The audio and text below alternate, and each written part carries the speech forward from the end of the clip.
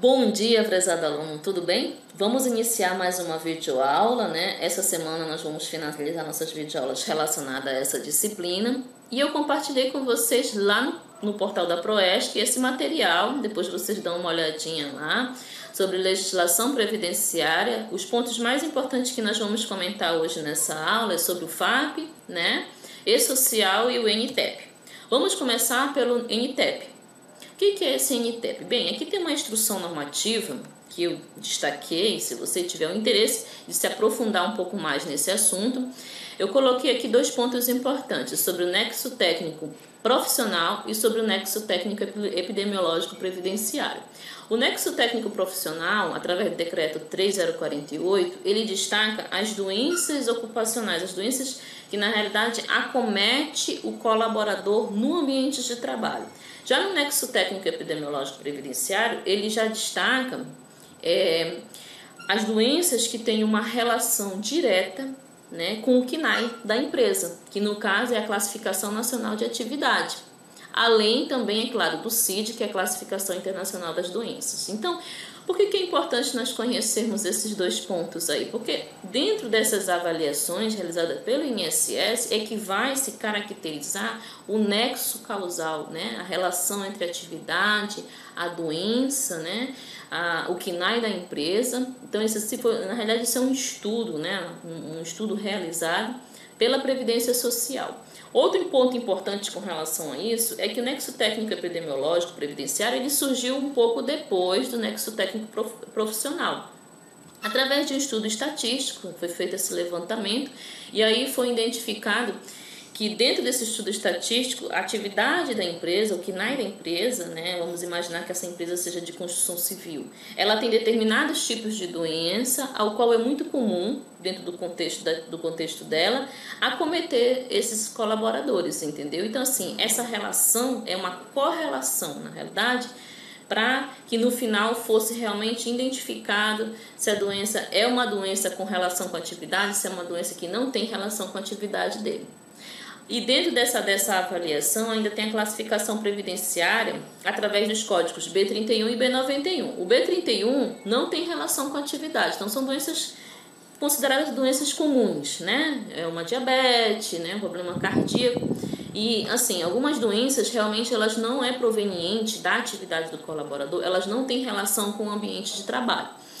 O B91 não, ele já tem uma relação com a atividade do funcionário, né? Já tem uma relação com aquele ambiente ali. Então, assim, o que acontece? Essa classificação, esses códigos de classificação previdenciária, eles têm esse objetivo, que estão relacionados justamente a essa relação do item 1, tá? E o item 3 aqui. Aqui eu coloquei algumas observações com relação ao que a gente comentou. Outro ponto importante é a Lei 8.213 de 91. Essa lei nós já falamos várias vezes sobre ela, né? A gente sempre vai estar voltando a comentar algumas coisas importantes, né? É uma legislação previdenciária, inclusive esse material está no portal desde o início da disciplina. Aqui existe aquela questão da definição, o que é doença profissional e doença do trabalho. A gente já falou também sobre isso, né? Então, assim, esse conhecimento a mais é muito importante, até para a gente entender aqui nesse contexto o que faz parte do ambiente de trabalho, o que não faz parte do ambiente de trabalho. No geral, o profissional de segurança ele precisa entender um pouco sobre isso, tá? Outro ponto importante é sobre o FAP, Fator Acidentário Previdenciário. O FAP ele é um sistema previdenciário que ele trabalha com alíquotas. Observe que no quadro 1, que as empresas, cada alíquota dessa ela é baseada no grau de risco, né, das empresas referentes. E também essas alíquotas elas têm a ver com o quê? Com o fato da empresa trabalhar de forma preventiva, né? O que é essa forma preventiva? Evitar doenças, evitar acidentes. A gente sabe que isso, no contexto geral, acaba assim, não sendo 100%, não é verdade? Mas assim, parte daquilo que a empresa investe em segurança, investe em prevenção, com certeza, o que ela vai pagar com relação ao FAP vai ser um valor bem mais baixo, entendeu? Então assim, eu coloquei aqui a caracterização desse contexto, né? A gente sabe que o FAP, como ele se trata de uma questão previdenciária, ele tem uma relação muito forte com o NTEP, não é isso? Então assim, quando se tem a caracterização da doença, né, do acidente em si, dentro do contexto profissional, isso tudo ele é mensurável de forma quantitativa. Os órgãos acabam repassando esses custos para as empresas. É o que acontece com o fator acidentário de prevenção, tá? Todo ano as empresas, na realidade, diariamente elas podem ter acesso a essa informação, mas anualmente é repassado aquilo que a empresa teve com relação à questão dos gastos, né, com o fator acidentário de prevenção. Então é importante a empresa investir, trabalhar com prevenção, na realidade, investir para prevenir, não é isso? Então, assim, é muito importante ela trabalhar com a questão realmente da prevenção desses acidentes, das doenças, né, no ambiente de trabalho, porque com certeza ela vai reduzir muito mais a questão realmente do pagamento de multas, de tributos lá no fim, né, no finalzinho. Outro ponto importante é com relação ao E-Social, né? É um projeto do governo federal. O E-Social é importante também para o conhecimento do profissional de segurança. Essa plataforma ela veio com o principal objetivo, na realidade, de unificar, integrar e padronizar, né, informações trabalhistas, previdenciárias e fiscais. Então, assim, essa plataforma ela surgiu justamente para fazer com que houvesse uma harmonia nessas informações. De que forma? Hoje as empresas terão que alimentar a plataforma para que essa plataforma passe as informações aos órgãos responsáveis, aos órgãos competentes, aos órgãos vinculados a ela, né? Que no caso aqui é a Caixa Econômica, é o Ministério do Trabalho, é a Previdência Social e a Receita Federal também vai estar dentro dessa questão de recebimento de informações. Aqui é uma imagem ilustrando como é que isso vai funcionar. Veja que é uma engrenagem, né? Então a legislação vai trabalhar em conjunto com os processos, as pessoas, existe uma infraestrutura a ser desenvolvida junto também às empresas e aos órgãos. É claro que o sistema em si, ele leva algum tempo para ser aplicado quanto no seu desenvolvimento, né? Mas essas informações serão realmente muito importantes, tanto para o empregador quanto para o empregado, assim como os órgãos que estarão dentro desse trabalho aí. Outro ponto importante com relação à questão do E-Social são os princípios, né? Esses princípios, eles são informações importantes, inerentes, para que, como é que isso vai funcionar, né? Quais são as principais, assim, vamos dizer, ideia com relação a essa nova plataforma. Então, assim, aqui eu coloquei esses 5, tá? Tem outras coisas mais que a gente poderia comentar, mas, assim, inicialmente, viabilizar a garantia do direito previdenciário e trabalhista, né? Nós podemos dar o exemplo do colaborador, racionalizar e simplificar o cumprimento das obrigações, tanto do empregador quanto do empregado, né?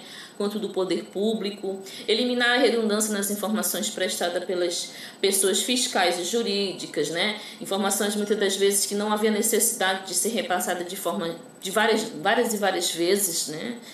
Até eliminando também a questão burocrática, né? Muita documentação, entendeu? Então o sistema em si ele vai procurar unificar tudo isso. Aprimorar a qualidade de informações das relações de trabalho, previdenciárias e tributárias também, né? Não podemos esquecer dos impostos, daquilo que a empresa precisa estar repassando aí para os órgãos e conferir tratamento diferenciado às microempresas, né? Empresas de pequeno porte, empresas de grande porte e assim sucessivamente. Esses foram os pontos que eu achei relevante comentar nessa aula.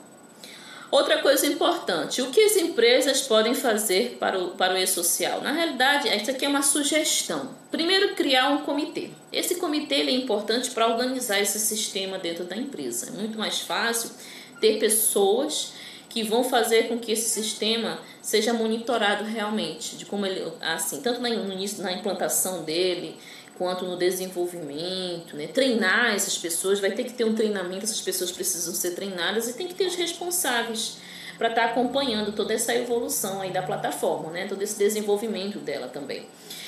Fazer a qualificação de dados, né? Aqui criar, adequar os processos de RH, afinal de contas a gente vai ver mais lá na frente, mas eu já posso comentar que o RH é uma das áreas que vai estar diretamente relacionada a repasse dessas informações, tá?